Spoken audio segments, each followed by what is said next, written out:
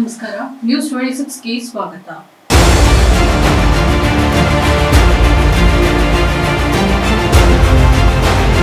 DKShi CM ಆಗೋದು ನಿಶ್ಚಿತ, ವಿನಯ್ ಗುರೂಜಿ ಭವಿಷ್ಯ. ಡಿಕೆ ಶಿವಕುಮಾರ್ ಸಿಎಂ ಆಗೋದು ನಿಶ್ಚಿತ ಅಂತ ಚಿಕ್ಕಮಗಳೂರಿನ ಗೌರಿಗದ್ದೆ ಆಶ್ರಮದ ವಿನಯ್ ಗುರೂಜಿ ಭವಿಷ್ಯವನ್ನ ನುಡಿದಿದ್ದಾರೆ.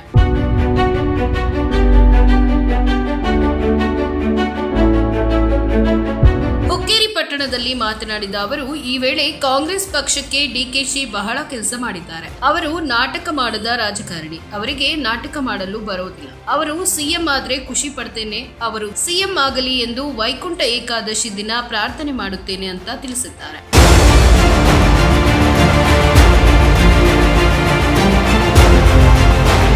ಅಜ್ಜಯ್ಯನ ಮೇಲೆ ನಿಷ್ಠೆ, ಧರ್ಮದ ಮೇಲೆ ಗೌರವ ಅವರಿಗಿದೆ.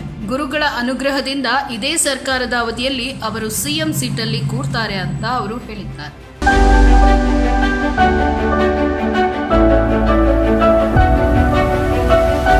ಇದಾಗಿತ್ತು ಇವತ್ತಿನ ಅಪ್ಡೇಟ್ಸ್. ಇನ್ನಷ್ಟು ಸುದ್ದಿಗಾಗಿ ನೋಡ್ತಾ ಇರಿ ನ್ಯೂಸ್ 26 ಕನ್ನಡ. ನಾವು ನಿಮ್ಮೊಂದಿಗೆ.